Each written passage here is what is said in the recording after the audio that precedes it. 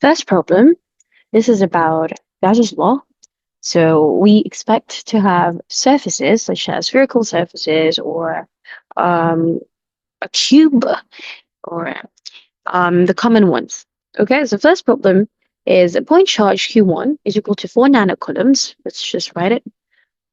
Okay, Q1 is equal to 4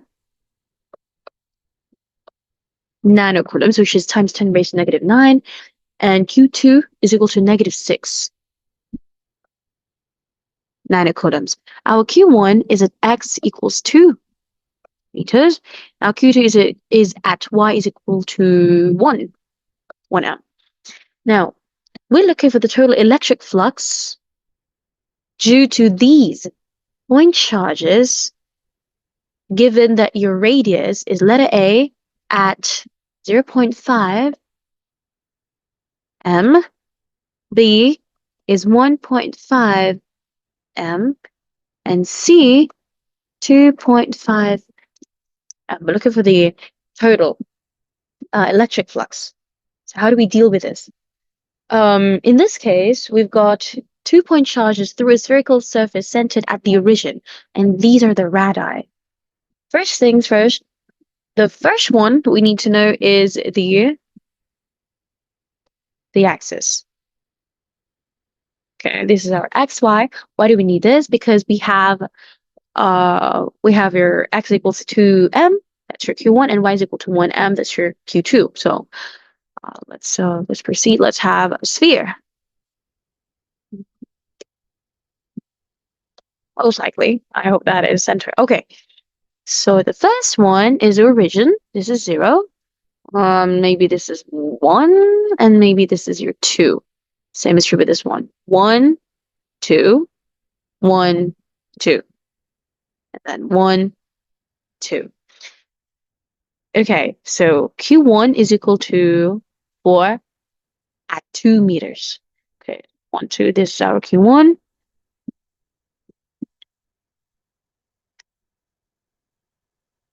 And Q2 is 1 meter.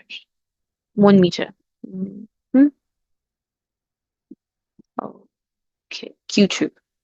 Okay, so what is electric flux? Remember, the electric flux has to do with the enclosed charge. Enclosed charge divided by your epsilon naught. So epsilon naught is just constant. We're looking for the closed charge, enclosed rather. Okay, so for letter A, we have a Q enclosed divided by your epsilon naught. If your radius is 0.5 m, let's see. If our radius is 0.5 m, we can focus on the right side only.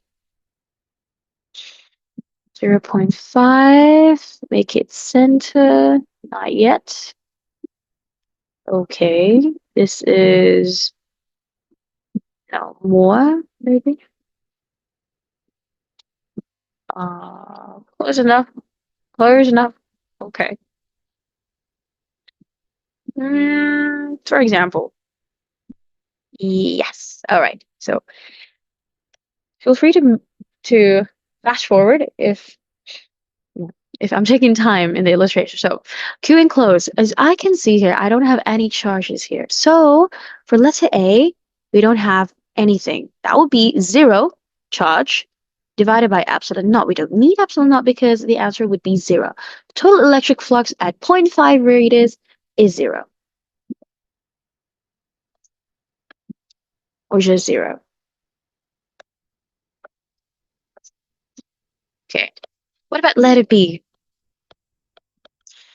Letter B, we need 1.5 m.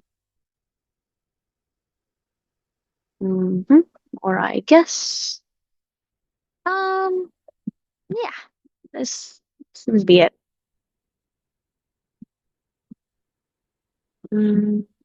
Close enough. Okay. I'm focusing on the right side, so I can see it's well, most likely 1.5 here. 1.5. So 1.5, I'm actually seeing that my Q2 is inside my sphere. Right? Spherical Gaussian surface.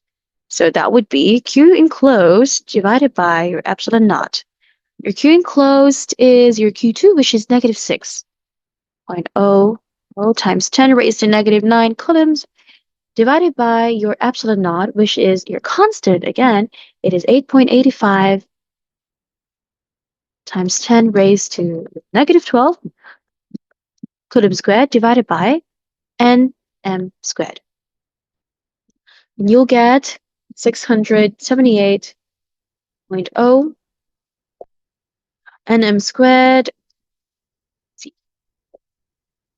Okay. Well, let's just see. It's 2.5. So manipulating your sphere again. Not yet. I think that's it. Yep, 2.5. Okay, so 2.5, I can have both. And what do we know? Q enclosed. I've got 4. I've got negative 6. They're both in nanocoulombs, so I just need to add them. So 4 plus negative 6 is negative 2. So that would be negative 2 nanocoulombs. Negative 2.0 times 10 raised to negative 9c. And then your constant squared, nm squared. And that would give us